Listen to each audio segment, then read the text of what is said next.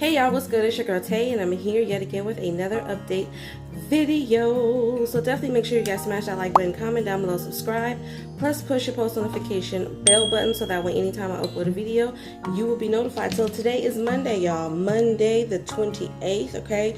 I hope you guys are well rested and ready to start a new week. So a couple of things I want to talk about today. We have a new spending budget that was finally an agreement reached on it on Friday for California. We've also got some information regarding Indiana's unemployment. Of course, I'm going to give you the names of the states that have currently been approved for July's emergency max SNAP allotment and more. Okay, so jumping right into it. This is Governor Gavin Newsom and Democratic leaders of the California legislature reached an agreement Friday on a $262.6 billion state budget. Okay, this came, I want to say, almost a week less than their deadline. The new fiscal year starts July 1st. Okay, so I'm going to see if there's any information here regarding where that money is going to go. I do remember seeing some information regarding the second stimulus. Okay, but starting off, it says the agreement adds 200,000 slots in child care programs across the state over the next 4 years. And lawmakers also expect provider rates for subsidized child care will be increased. Okay, an additional $1 billion will be spent on early childhood education services. Okay, now the only reason why this would be a problem to me is that everything that they expect to do is going to be over the next 4 years. They're saying in this article that this is a priority. It says, for me, this is hugely important. It's the number one priority for the Senate, the number one priority for us, and it has been for some time. And then they talk about the 200,000 slots that they want to add. Now, it's a priority. However, we won't see the results of this. It's going to be spread out over the next 4 years. Okay, now I know when I used to live in Los Angeles, they had this program that was called Crystal Stairs. Okay, and depending on what your individual circumstance was at the time, this was years ago when I tried to use it. My children were fairly small. It's like 5 or 6 years ago. But I remember when I tried to utilize Crystal Stairs, you had to be receiving CalWorks, which is basically you're getting money, TANF, or welfare for yourself and your children, and then they would give you the Crystal Stairs. Now, if you're not receiving any cash for yourself or your children, then you can still get Crystal Stairs, but there's like a wait list program. And when I moved to the city that I'm in now, it's pretty much the same thing. Actually, I was told because my children, I have split custody with 4 of my kids. So the 2 kids that I have at the time, I didn't have my son. I only had my daughter. So what they were saying was if I had at that time, all 5 of my children on my application, then I would have been bumped up to the top of the list. But because I only had the 1 child that was here full time, then they didn't see that as an emergency or a need to give me child care. So I hope that they plan on fixing things like that. Okay. It says Newsom resisted efforts by the legislature to craft a budget with tax revenue predictions far above those in the spending plan he proposed last month. Okay. One key victory for the legislator was an expansion of Medi-Cal, the state's health care program for low-income residents, to anyone older than 50, regardless of immigration status. Newsom has had wanted to limit access to people older than 60. Okay, the budget will also dedicate $12 billion of the state's cash surplus and federal pandemic relief dollars to addressing homelessness across California over the next 2 years. The plan, which did not draw significant opposition, expands efforts started last year to convert former motels and hotels into long-term housing while also providing more money for a variety of health and human service programs. Okay, so I think that's good.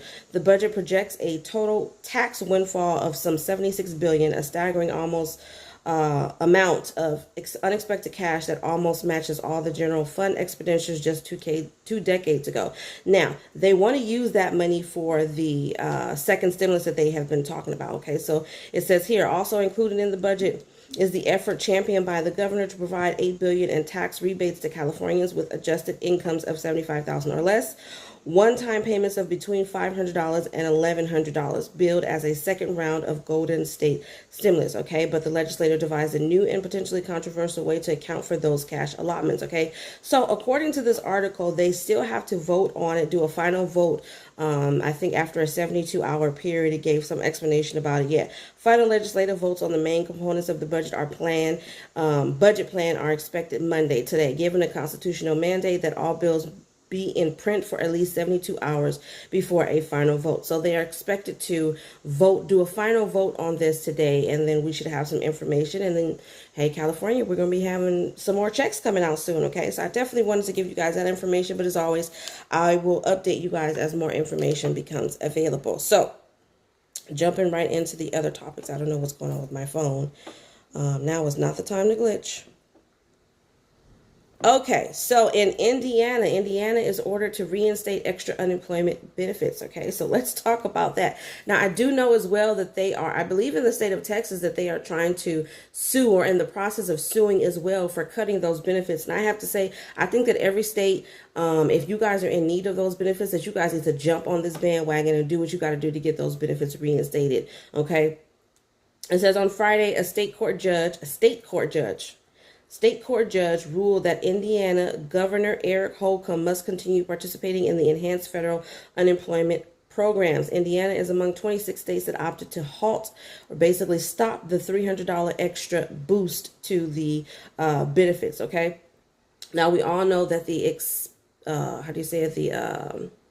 expiration date of these benefits is in September. Some say September 4th, some say September 6th. So we're going to say between September 4th and September 6th. The Indiana judge stated that the governor's decision had violated state law and that it was causing the plaintiffs irreparable harm by eliminating recipients' ability to pay rent, basic medical expenses, and child care. I've been saying that. I don't know why a lot of these governors and why these states decided to halt these benefits. They're thinking what they've been thinking, that the reason why there is a labor shortage is because people are getting this money, but that's not the case, okay? And it goes on to say in this article how even though they have cut the benefits, there hasn't been an increase, actually a decrease in the labor shortage, that they haven't all of a sudden gotten more people who are available for work, because a lot of people's circumstances have changed, and I don't think that they were paying attention to that. I think that for them, they just want to stop giving money, because that's just the way Republicans are. They don't want to give money for whatever the reason may be. They just don't want to give money. So the lawsuit filed against Holcomb in Marion County Superior Court argued that Indiana is required to procure all federal insurance benefits to residents, and that the governor's actions harmed those who are trying to survive the pandemic. So that is definitely some good news. It says, citing labor shortages, state governors say pandemic-related unemployment benefits produce limited incentives for workers to take jobs. Okay, many economists, Many economists and analysts disagree, noting that several factors are preventing people from finding suitable work, including low wages, lack of childcare, and fear of getting sick as well. I said that from the beginning. It's not just this money, because what they don't realize is that everybody's not getting a lot.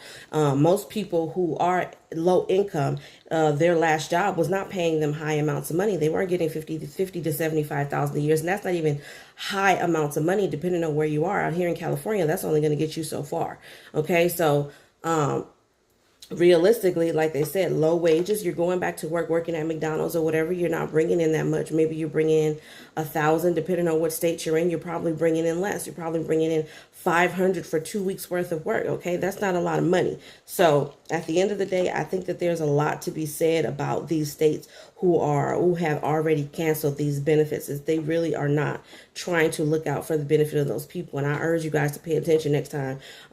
When it's time for you to vote, make sure you vote someone who is going to do what's best for your state. Okay.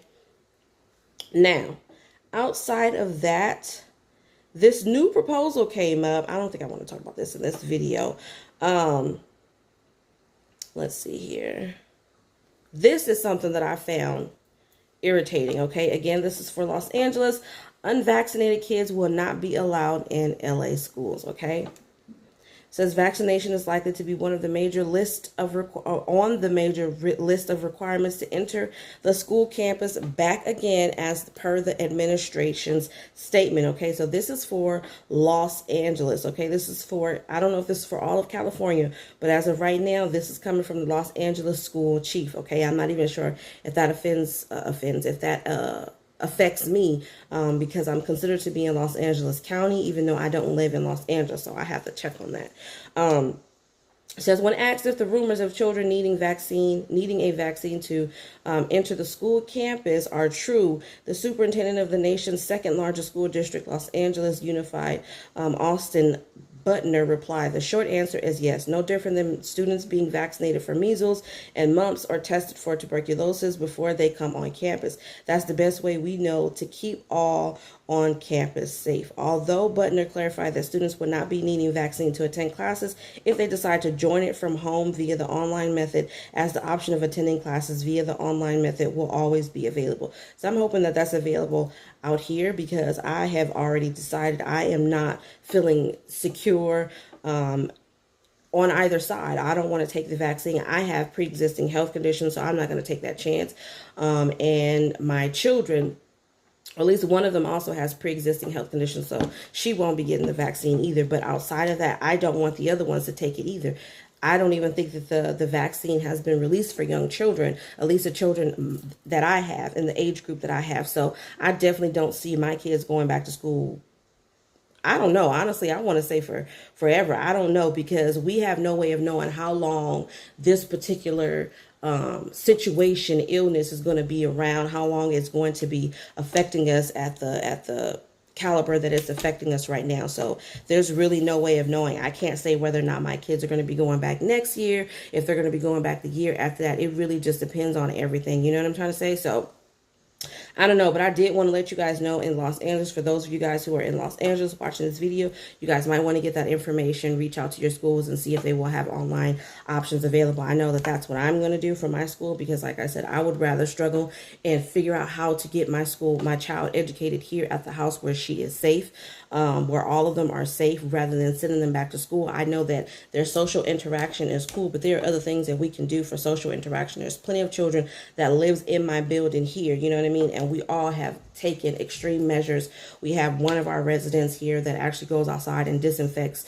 the common areas at least once a week, and we're all doing our part here, making sure that our children are safe. But they still get that social interaction, thankfully, because there's literally, I want to say, 30 to 50 other kids in my complex, okay? I don't know why I'm rambling, but I just want to tell you guys that, okay? So hopefully you guys get some good news in your individual school districts and other states, okay? Just make sure you check on that and see if they're going to be offering any online options, or if it is even going to be a requirement for your child to go back to school, just in case, because I know for some of you, since you don't have the means to pay for childcare, then your children being in school is the only option for you to be able to make money and go to work, okay? And I do get that.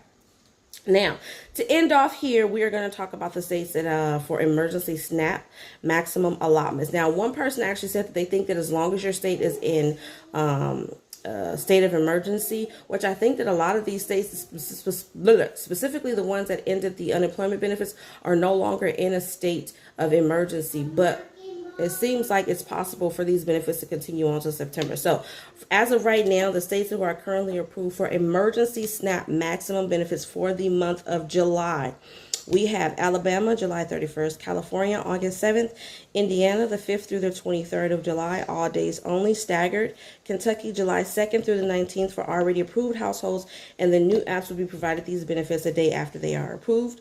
Mississippi, we have July the 2nd, New Jersey, July 1st through the 5th, Ohio, July 22nd, South Carolina, July 1st through the 19th for already approved households, and the new applications, they will be given those benefits all month long in July. Virginia, July 16th, Washington, regular issuance, Wisconsin, July 17th, and then a final catch-up run September 4th. Did I say Washington? If I didn't, Washington, regular issuance, okay? So that is it as of right now for emergency SNAP maximum benefits. As always, you guys, I hope this information was in some way helpful or useful. I know I did a lot of ranting and raving today on this video, but hey, I love talking to you guys. It's a bit of a stress release for me. So on that note, you guys, I'm going to say remember to live, love, and elevate. And I will definitely see you in tomorrow's video. Peace, people.